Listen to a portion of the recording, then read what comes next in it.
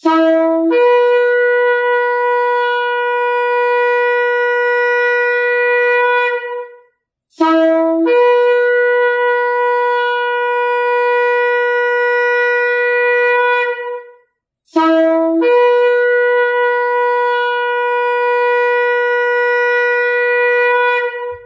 RPK yang dikasihi Tuhan dimanapun Anda berada. Shalom Beshem Yeshua HaMashiach, salam sejahtera dalam nama Yeshua HaMashiach, dalam nama Tuhan Yesus Kristus Juru Selamat kita. Selamat mengikuti siaran Tekiah, Telaah Kata Ibrani Alkitabiah bersama Gembala Benyamin Obadiah, Ketua GKMI, Gereja Kehilat Mesianik Indonesia. Tekiah adalah cara peniupan shofar seperti yang didengar tadi. Siaran Tekiah dimaksudkan untuk menggali kebenaran Alkitab dari bahasa dan masyarakat Ibrani yang menjadi persemaian tumbuhnya iman Kristiani kita yang berasal dari tanah perjanjian Israel di Timur Tengah. Saudara dapat mengajukan pertanyaan ke 0812-9912-430. Shalom Pak Ben. Ya, shalom Ibu Ira, shalom sahabat RPK dimanapun Anda berada. Hari ini kita akan membahas kata Ibrani Ishim. Dalam bahasa Ibrani dieja Ayin, Shin Dages, Yud, Mem Shofit, dibaca Ishim, artinya kaum Eseni. Isim kaum Eseni. Lukas 22 ayat 7-12. Maka tibalah hari raya roti tidak beragi, yaitu hari di mana orang harus menyembelih domba Paskah. Lalu Yesua menyuruh Kefa, Petrus, dan Yohanan, katanya, "Pergilah, persiapkanlah perjamuan Paskah bagi kita supaya kita makan." Kata mereka kepadanya, "Di manakah engkau kehendaki kami mempersiapkannya?" Jawabnya, "Apabila kamu masuk ke dalam kota, kamu akan bertemu dengan seorang yang membawa kendi berisi air. Ikutlah dia ke dalam rumah yang dimasukinya, dan katakanlah kepada tuan rumah itu, 'Guru bertanya kepadamu, di manakah ruangan tempat aku bersama-sama dengan murid-muridku akan makan Paskah?' Lalu orang itu akan menunjukkan kepadamu sebuah ruangan atas yang besar yang sudah lengkap. Disitulah kamu harus mempersiapkannya." Maka berangkatlah mereka dan mereka mendapati semua seperti yang dikatakan Yesua kepada mereka. Yesua meminta Simon Kefa dan Yohanan mempersiapkan jamuan Pesak terakhirnya bersama para murid-murid. Ada yang menarik dalam narasi Injil Lukas 22 ini. Kedua murid itu diminta mengikuti seorang laki-laki yang membawa bejana air. Ini sesuatu yang tidak biasa karena mengambil air di dalam masyarakat Yahudi umumnya adalah pekerjaan perempuan. Karena itu kita perlu mencermati bagaimana hal ini dapat terjadi. Dalam masyarakat Yudaisme Bait Suci II, terdapat kelompok yang disebut Eseni atau Ishim dalam bahasa Ibrani. Kata Eseni merupakan transliterasi dari kata Ibrani Ishim yang diduga berasal dari kata akar Asya, Ayin Shin He, yang artinya pelaku kehendaknya atau pelaku Torah. Isim ditransliterasi ke bahasa Yunani menjadi esaioi atau esenoi. Dalam bahasa Inggris menjadi esin. Kita sebut eseni. Ada juga yang menafsir arti eseni sebagai kudus karena kelompok masyarakat ini berasal dari kaum Hasidim yang hidup kudus dan saleh di abad kedua sebelum Masehi. Komunitas Eseni menganjurkan selibat, tidak menikah. Karena itu dalam komunitas mereka semua pekerjaan dilakukan oleh para pria, termasuk mengambil air dan memasak. Dengan melihat sifat yang demikian, ketika Yesua meminta Kefa dan Yohanan mengikuti pria yang mengangkat bejana air, maka ini mengindikasikan persiapan Pesak itu terjadi di lingkungan komunitas Eseni. Ketika saya mengikuti Inside Israel Summer Course di Yerusalem, yaitu di Jerusalem Center for Biblical Studies and Research, Israel, Dr. Joran Larsen, Direktur Swedish Theological Seminary di Yerusalem, menjelaskan bahwa ada loteng atas, tempat jamuan Pesak terakhir Yesua, termasuk di dalam daerah kaum Eseni. Ini menunjukkan bahwa Yesua diterima oleh kaum Eseni. Ini sekaligus menunjukkan bahwa walaupun kaum Eseni tidak pernah tercatat secara eksplisit di dalam Injil, secara sosiologis, kehadirannya dalam masyarakat Yahudi abad pertama tidak dapat disangkali. Apakah kaum Eseni tidak menikah? Bagaimana mereka dapat mempertahankan kelestarian komunitas mereka? Ya, Yosefus, sejarawan Yahudi abad pertama, menyatakan bahwa kaum Eseni terdiri dari dua bagian, kelompok yang menikah dan kelompok yang tidak menikah.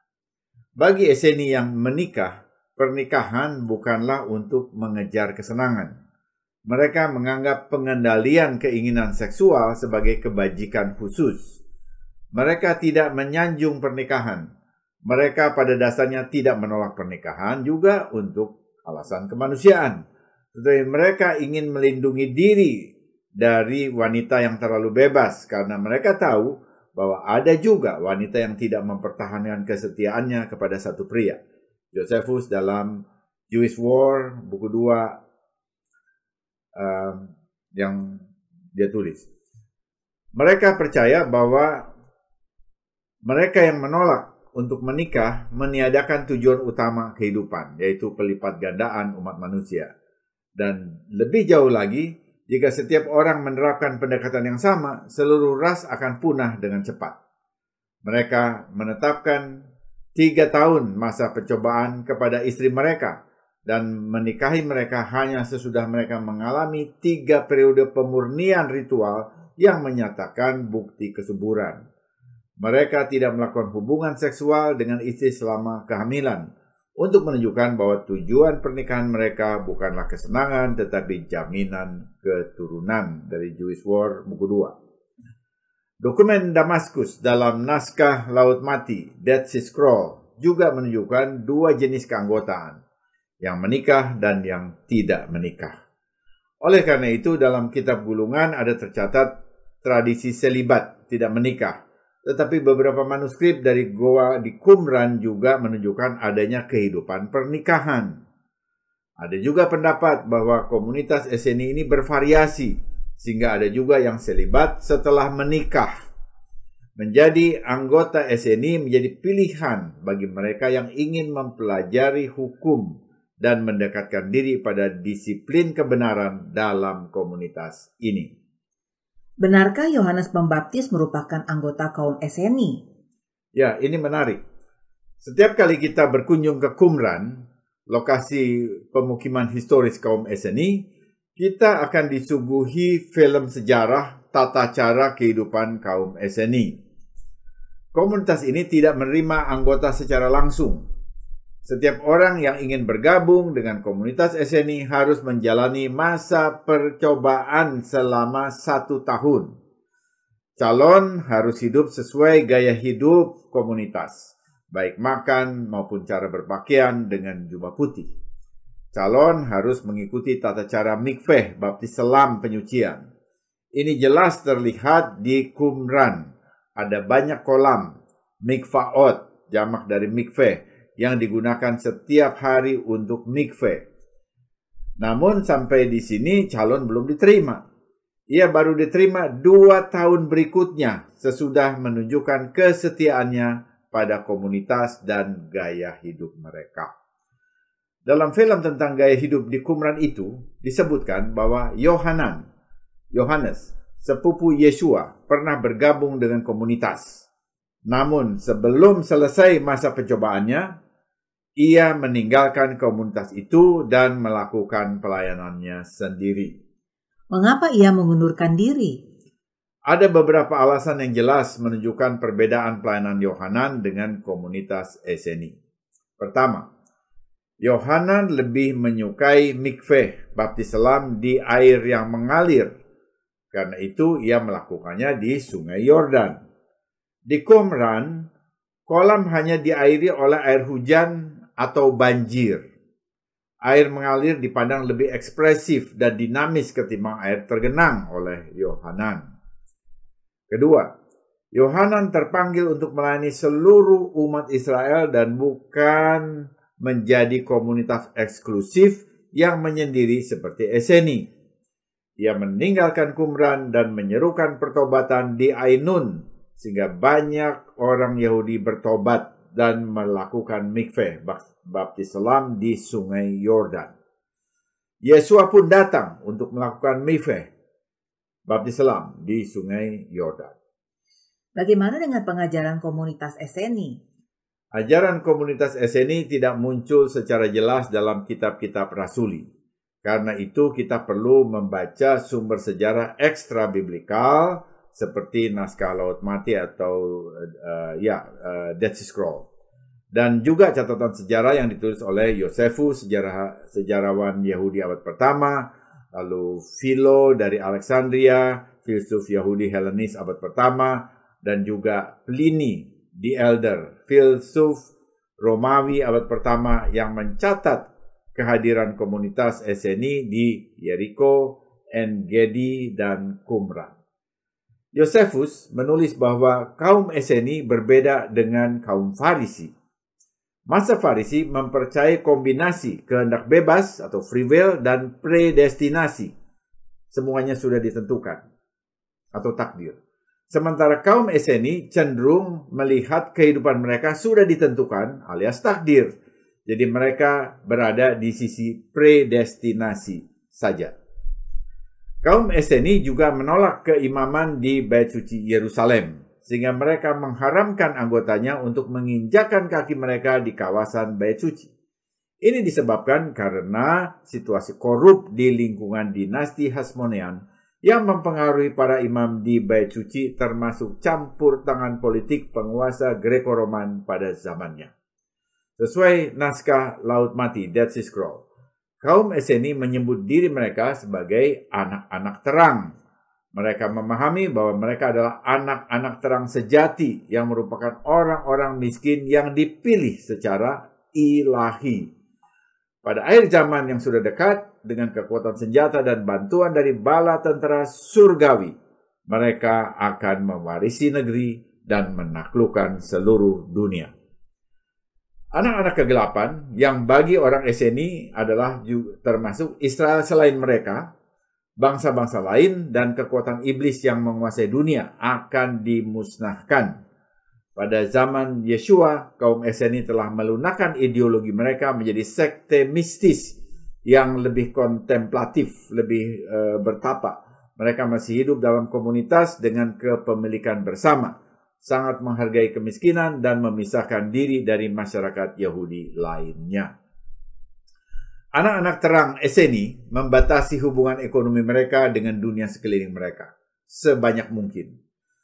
Tidak seorang pun dari mereka akan makan dari makanan atau minum dari minuman atau mengambil sesuatu dari tangan orang luar, orang asing, kecuali yang sudah mereka beli dari orang luar tersebut. Karena semua orang yang menghina firman-Nya akan dimusnahkan dari dunia.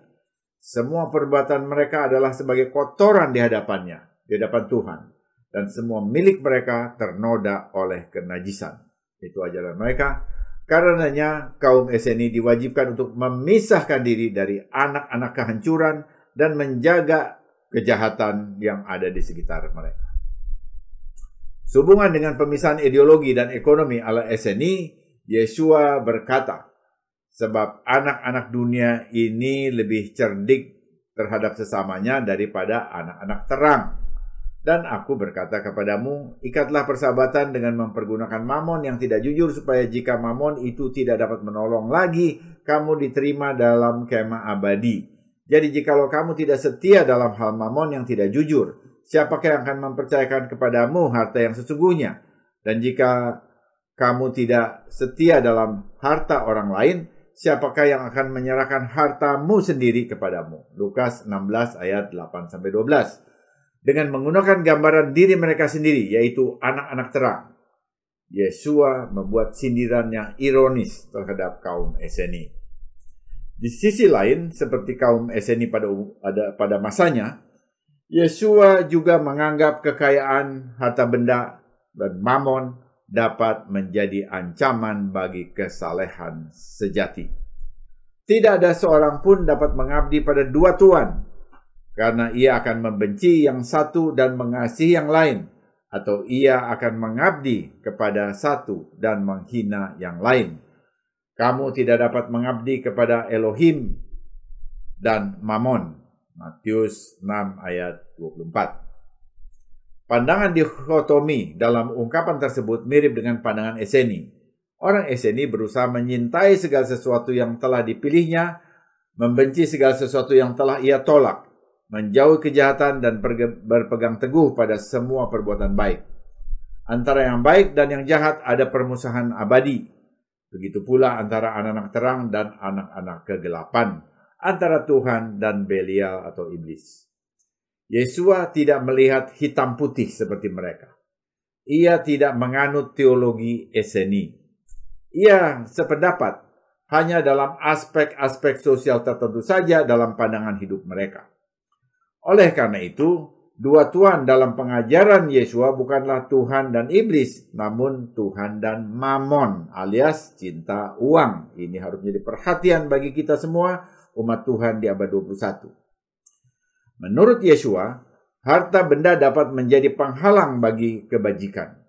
Hai anak-anak, betapa sulitnya bagi mereka yang percaya pada kekayaan untuk masuk dalam kerajaan Elohim. Lebih mudah seekor unta masuk melalui lubang jarum daripada seorang kaya masuk ke dalam kerajaan Elohim. Markus 10 ayat 24-25. Bagi Esseni dan Yesua, kesederhanaan hidup, kerendahan hati, kemurnian, dan ketulusan hati adalah nilai-nilai agama yang esensial. Bagaimana hubungan Esseni dengan Farisi? Kaum Esseni dalam dokumen Damaskus mengecam kaum Farisi yang dilukiskan sebagai membangun tembok yang rapuh. Kaum Farisi digambarkan membiarkan anggota mereka menikahi dua istri secara bersamaan alias poligami.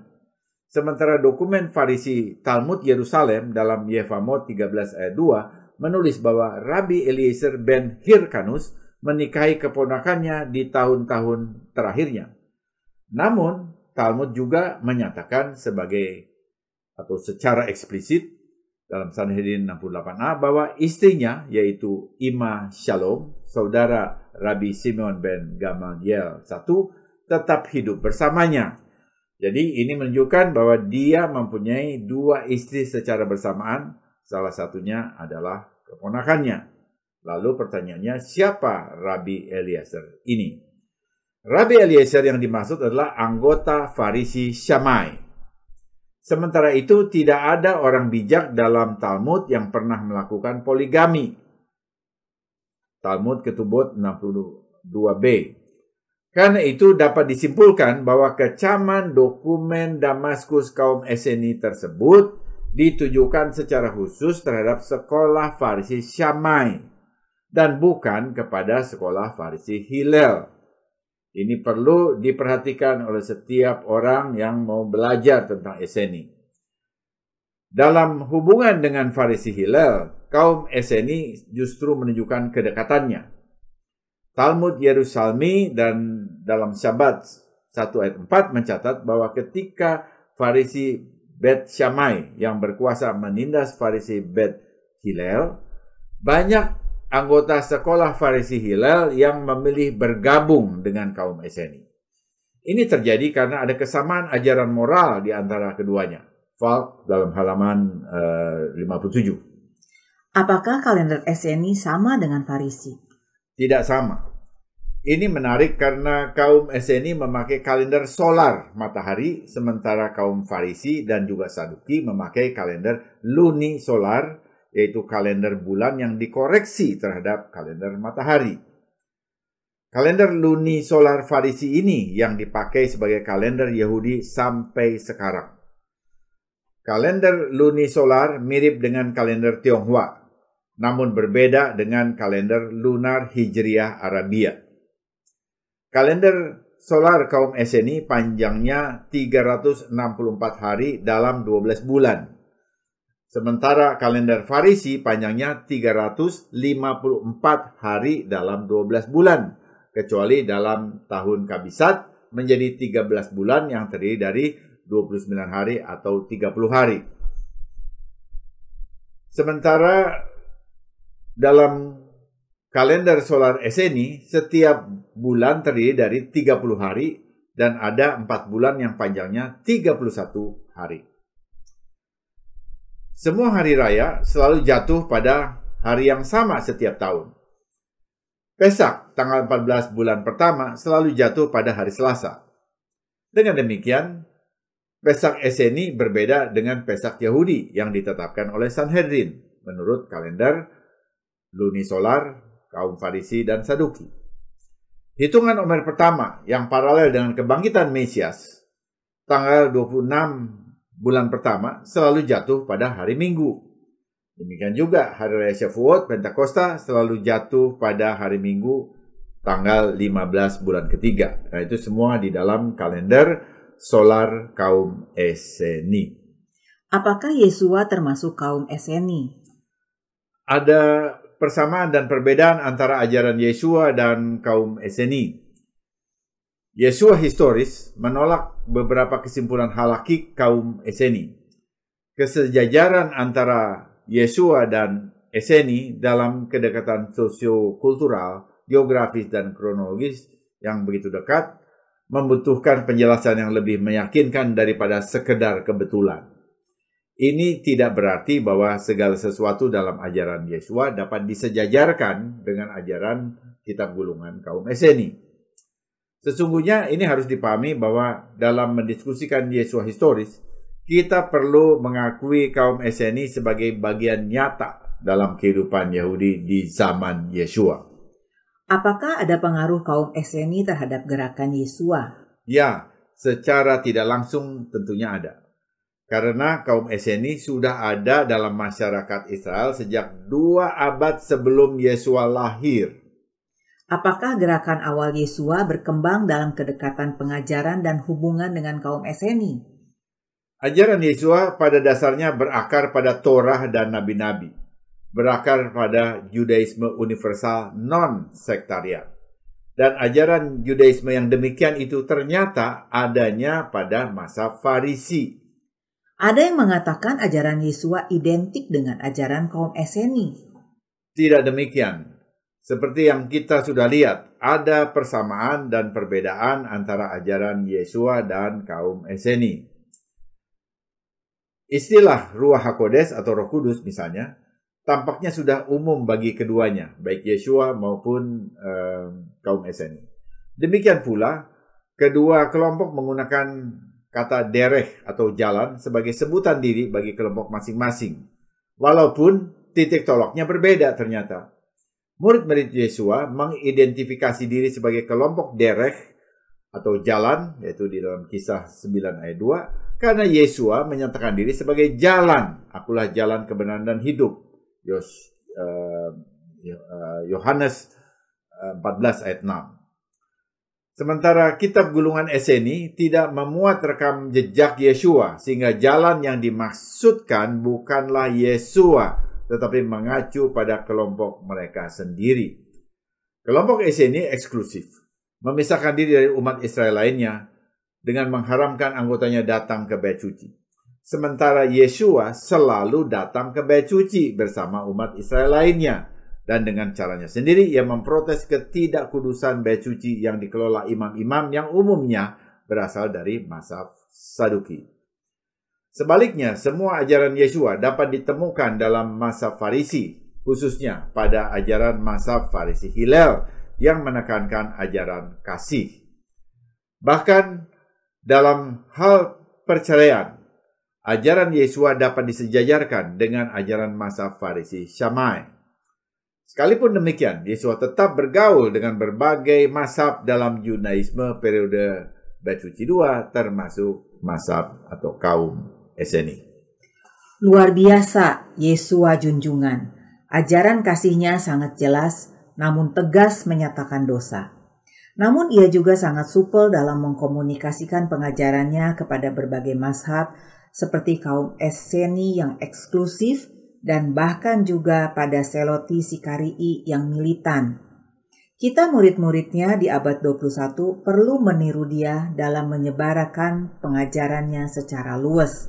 Semoga siaran ini memberkati saudara. Informasi bagi saudara. Gereja Kehillat Mesianik Indonesia akan menyelenggarakan ibadah peringatan kenaikan Yesua ke surga secara live streaming pada hari Kamis 26 Mei 2022 jam 10 pagi. Untuk mendengar ulang semua program Tekiyah, kunjungi dan subscribe kanal Kehillat Mesianik di YouTube. Bila saudara diberkati oleh siaran Tekiyah dan mau kembali memberkati siaran ini, saudara dapat mengirimkan dukungan dengan menghubungi Happy di 0811 910 814. Sesudah narasi ini kita akan mendengar lagu rohani Oh the Deep Deep Love of Jesus oleh Simon Korolski, penyanyi Rusia yang bermukim di Amerika Serikat. Oh kasih Yesus yang dalam mendalam, tak terbatas, bebas bergelombang bagai samudera, berlimpah di atasku, di sekitarku, memenuhi hidupku. Kasih Yesua membebaskan kita dari jerat dosa dan membangun kehidupan kita. Tiba saatnya saya Penatua Ira Obadiah dan Gembala Benyamin Obadiah memohon diri dari ruang dengar saudara. Sampai jumpa pada siaran mendatang. Yesua keselamatanku, Torah kesukaanku, menuju kepenuhan bangsa-bangsa. Shalom, shalom.